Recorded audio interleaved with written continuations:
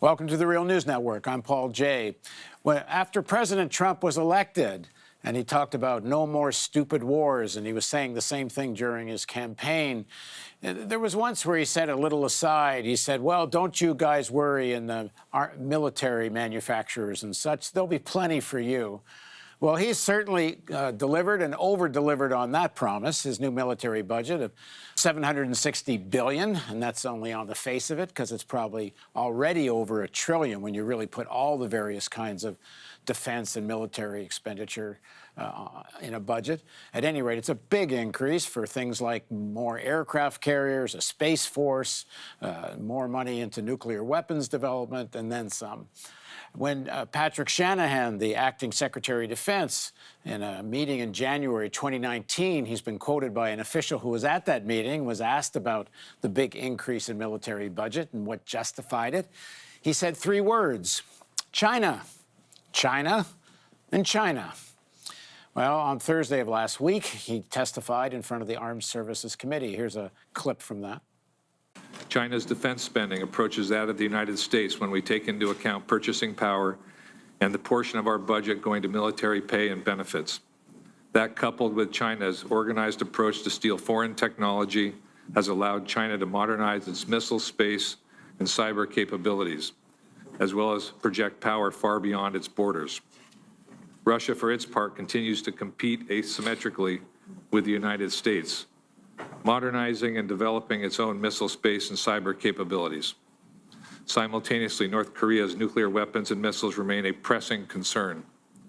Iran's missile and cyber threats and malign aggression across the Middle East and beyond threaten U.S. national interests. Now joining us to talk about this military budget and who it's aimed at is Larry Wilkerson.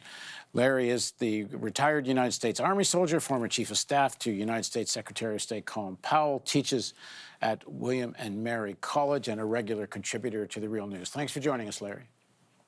Good to be with you, Paul. So a couple of $1 billion for a space force, but even much more money for this 2 Ford-class aircraft carriers. They're going to be about $14 billion apiece in this budget, although I think this is a continuation, actually, of a commitment Obama made. But they're planning as many as a dozen of these big aircraft carriers. And when you look at a lot of the hardware that they're putting new money into, everything from new tanks to new generation of tactical nuclear weapons, it all seems to be essentially in an offensive posture. It's all part of maintaining this, global world order with hundreds and hundreds of American bases all over the world. When you look at China and Russia's posture, and Iran for that matter, it seems mostly defensive. Do you think that characterization is correct? I think it is, yes, and it has some implications. Let's face it, the empire is maintaining its imperium. We are maintaining the empire. No one even comes remotely close to us for overseas bases. The rest of the world might have anywhere from 70 to 80 bases in the world. We're talking about countries like Russia and so forth. We have over 800 bases in the world, costing the American taxpayer close to $100 billion a year. And I might say in some places like the Middle East, making us more apt to be hated and making us more apt to get engaged in conflict that is not in the national interest. So we are the only power in the world that is militarily, in terms of the globe now, not just a region or another state, positioned to go to war with that world at the drop of a hat, and with the offensive panoply of forces out in the world necessary to do that. When you look at the budget and what it's going to buy, if the objective, even if it's to maintain America's dominant position globally, it seems like overkill. I don't get what you do with all this stuff and how much. 6,000 M1 Abrams tanks, for example, 3,000 of which I'm told are in mothballs. The Army doesn't even want this buy that Donald Trump went to Lima, Ohio to extol the Birch's Law. The Army doesn't even need those tanks. Yes, it is way more than we need. I would estimate that it is over the next 10 years of projected spending, more than $1 trillion more than we need. And in any given annual budget, 100 billion at least over what we need. But it's what we do in this country. We respond to the needs of Lockheed Martin, Raytheon, Boeing, Grumman, and all the rest of the merchants of death, the defense contractors. We respond to the needs of the chairman of the Armed Services Committees, who need that money in their PACs to be reelected constantly. We respond to the need of the Koch brothers and others who need the kinds of assets we're building in order to make their fortunes. We have this incredible war machine in the United States now that fuels and funds so much else and has become, as a result, so powerful that no one dares stand up to it except a few people who occasionally risk their whole lives or political careers to do so. And when you go back to Shanahan's China. I mean, the United States already has a dominant position militarily. The Chinese and American economies are quite intertwined. China's already making tremendous advances in terms of developing its own markets and influence around the world, I believe. I don't know if that might change, but up until the recent election, China was Brazil's biggest trading partner. I believe Argentina's biggest trading partner. Certainly in Africa, China vies with the United States. I mean, all this military hardware is not going to change that. So what do they think they're heading towards? The Chinese influence is not spreading because of their military might. It's because they're smartly using their money.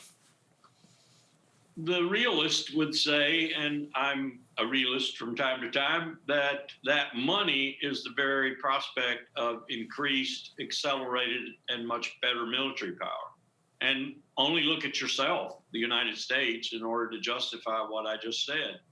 When you create a complex like we created right after World War II, and then you let that complex go unchecked for years and years, in our case, well over half a century, and you allow it to become the reason politicians exist to some extent, then you're going to get a much more powerful military. And as it becomes more powerful, it's going to become more aggressive.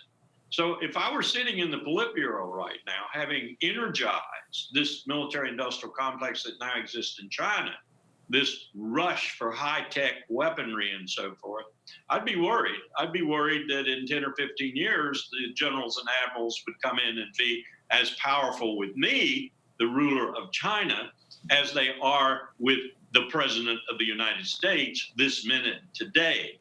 All that said, the difference between the United States' military ability and its offensive posture and China's military ability and its defensive posture, with the exception of Taiwan, its offensively positioned with respect to Taiwan, is an order of magnitude in proportion. So the people who are trying to play China up as this incredible threat and so forth are just wrong, but they're wrong because that's what we do these days in order to justify all the money that we spend on the defense budget. When I interviewed Daniel Ellsberg, he made a point that there's the same type of people. I guess you're saying it as well. You have the same arms manufacturers in Russia. You have arms manufacturers in China, and they love this stuff. This rivalry is making a lot of these people very rich. Yes, it's what happens. It's a reason Graham Allison talked about, to a certain extent, the Thucydides trap, the inevitability of the U.S. and China fighting. It's the reason John Mearsheimer and others who are realists talk about the inevitability of a war with China. And to a certain extent, given human nature, given the nature of the complexes we've just described in both countries and what they do to civilian leadership, they may be onto something. We may indeed. I'll tell you about a discussion we had in our own administration early on when President George W. Bush really decided to give the China portfolio to Colin Powell and keep it away from Dick Cheney and Donald Rumsfeld right after the incident in April 2001. The EP-3 and the Chinese F-8 collided, and we had an emergency, a crisis. The decision there was to do two things. To, in a sense, adapt to, pursue, and even accelerate a competition with China that included everything, high tech, computers, you name it, economic competition, and to look at that as a healthy competition, a competition that would ultimately benefit lots of people in the world besides the U.S. and China. The Base Road Initiative is an example of that. And that competition would be our principal policy, but we'd hedge our bets.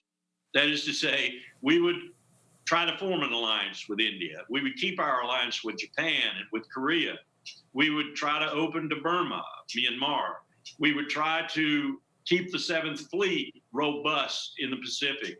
We would try to keep our relationship with the Philippines as warm as we could and so forth. We were hedging our bets, but the main strategy was peaceful competition. I don't think that's a bad way to look at it. You just have to make sure you don't let your hedging strategy become so visible and forceful that your enemy, in this case China, your competitor, China, suddenly thinks that you're intent on war and begins to build its own apparatus to counter that, to include offensive weaponry. That's a self-fulfilling prophecy that Mearsheimer and Graham Allison and other realists would say, that's what's going to happen. That's inevitable. That's the relations of nations. That's the nature of international relations. I don't subscribe to that completely. I think if you work the competitive angle well enough, you can keep the peace for a long time, if not permanently. Because if the other turns out to be true, there's no limited war with China. Well, every exercise, Paul, I've ever played, whether it was based on the Taiwan scenario, the South China Sea scenario, or some other, like we did one time, based on oil disruption and punishing China with that disruption, and China got angry and started doing things. Everyone I've ever played with civilians, former government, academics, and others. I think if I remember right, Bill Perry played the president in one of them. We had no recourse once we had shot conventionally at one another. One of my Marines actually invented a metaphor for it. He called it the shark and the elephant. The elephant is not coming into the ocean to bite the shark, and the shark is not about to go ashore to bite the elephant.